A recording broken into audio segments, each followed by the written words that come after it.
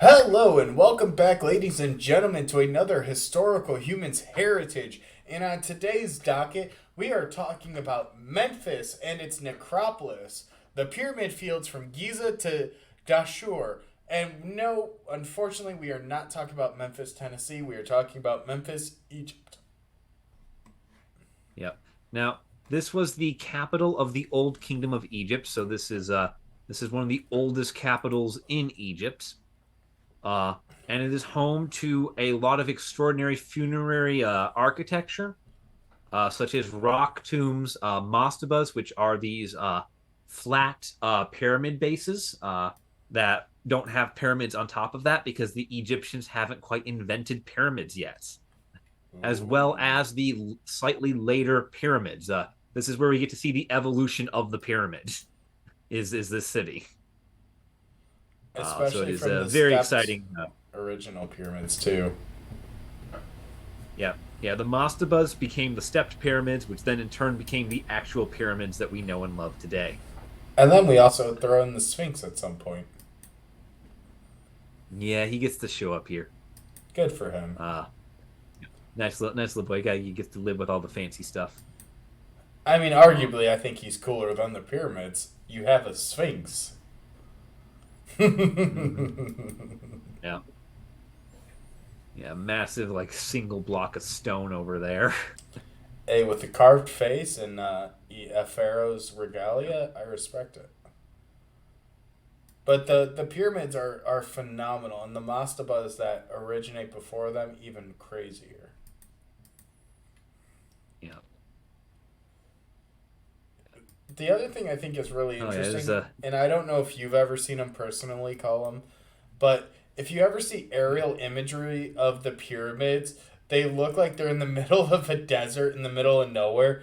But in reality, it's just some really, really clever camera work because around it is the city of Gaza, right? Giza. Yeah. Giza. Yeah, Giza, Memphis. It's all right there. There's multiple urban environments on top of these things. But it's the current capital of Egypt while they construct their new one, and it's Yeah. suffering from massive congestion. But it's cool seeing these images of the pyramids cropped in such a way that it doesn't look like urban jungle. Hmm. But Yeah. yeah, talk about And then, some of the cool things yeah. about this site. So one of the first things about Memphis is that it is the first capital of a politically unified Egypt. That was the purpose of its founding in about 3000 BCE. So this place has been inhabited for about 5 millennia. Is that Old Kingdom or New Kingdom? That would be Old Kingdom. The capital um, the capitals sort of change with each kingdom and period. There's Itadwe and Thebes in the Middle and New Kingdoms, and then in the Ptolemaic pyramid, it's replaced by Alexandria. Which was Um, Cleopatra's Egypt, for those yeah, who are wondering at home. yeah, and then during the Arab occupations, it was replaced by Fustat in terms of like political importance, and then Al Qahira. But this is the first one that kicked off governing Egypt as a single entity, which all these other cities then take over the role for. As an individual polity. Yeah, yeah, just like, do you want to control the Nile? All right, this is a city that started off doing that. The Necropolis of Memphis, which is the UNESCO site itself that we are talking about, uh, is basically everything north and south of the city. The city is flanked on both sides by its own necropoli. Um, it extends southward from the Giza Plateau, which is where you get things like the Great Pyramids of Egypt, Of and Egypt. Egypt and the Sphinx.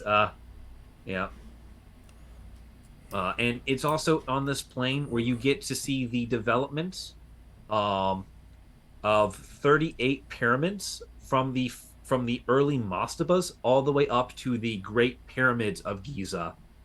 So from the very beginning of constructing these types of tombs, all the way up to the was regarded as the pinnacle of their construction of that type of architecture. And so, really just looking at this area, and this UNESCO site just unilaterally disproves the aliens built the pyramids thing, because we have all 38 attempts from I built a giant stone bench to look at this massive, cone I made. Oh god, you're talking about the aliens built the pyramids. That's one of the worst and most pervasive arguments in And, pseudoscience. and this one UNESCO heritage site, by its very existence, disproves it. Because you could see the transition from early designs to later iterations, and you could see the progression of both cultural and engineering ideals during this period. Yep, because it go from rock cut tombs to mastabas to step pyramids to full pyramids to the Great Pyramids, and it's like right there, 5 steps.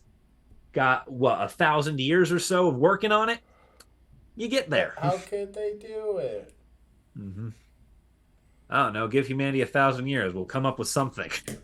I say it all the time, and I wholeheartedly believe it. Humans as a species were the dumbest species because we do the same things.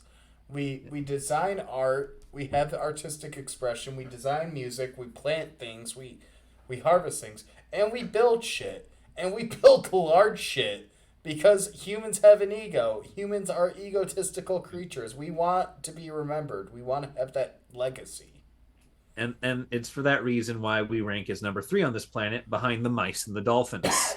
Oh, they'll rue the day when we die, both of them. Yeah. Hitchhiker's Guide to the Galaxy for anyone not in the know. But yeah. But yeah, go on. Basically, it's considered a site of outstanding universal value by UNESCO, which is like the World Heritage list little like mini prize, like a little mini accolade for not only being something worthy of being on the list, but for being something exemplary of what the list is supposed to embody. So it's always fun when we come across sites that have those little words attached to them, because that means that this isn't just something that is significant.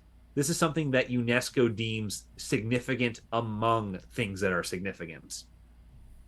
And this is like the gateway drug into archaeology and into history. A lot of people get into the field based on Egypt and Egyptology as a study and as a discipline. So it is not uncommon for people to really get into it based on pyramids and Egypt. And I remember my first time, King Tut came to our local museum as a part of a traveling exhibition. And it was one of the first times when my parents took me to that museum. And it was incredible. So, get your gateway drug into archaeology. Yeah. Yeah,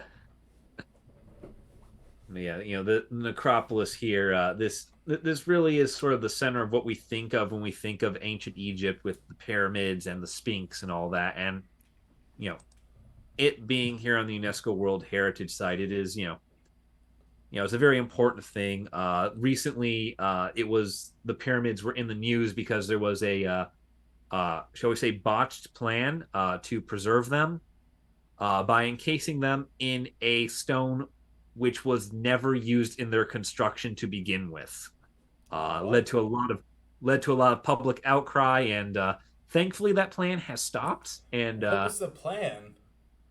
The general idea of it was that the pyramids are vulnerable to sand and wind. Yeah. And the original pyramids, all the way back, many thousands of years ago, were encased in a facade of stone. So we should encase these pyramids as they are now in a facade of stone to protect them from the elements. However, in so doing, they chose to use a type of stone which was never used by the ancient Egyptians. And what kind of stone was that, do you know? Because that stone was, just not available for them, but it was cheaper. They were planning on using granite to cover the Pyramid of Menkaure, which is one of the 3 Great Pyramids. Um, However, the Egyptians didn't use granite; they used sandstone, which is why it's having trouble with the winds. Yeah, Um, sandstone's not the most rigid material in the world. yeah. But it was something the Egyptians could use and build out of. Uh, they also didn't really have granite. Yeah. So Well, it's like prompted a lot of outcry, and fortunately that has been stopped. I can't imagine what sort of danger it would be to this site's listing on UNESCO if that plan actually went through. yeah, I'm not sure, but I think that's a good point for us to wrap up on today's episode. If you enjoyed it, please drop a like down below. Leave a comment if there's a topic that you would like to see us cover at some point. And let us know if Egyptology got you into the field of history or archaeology. And we will see you guys in the next video. Peace.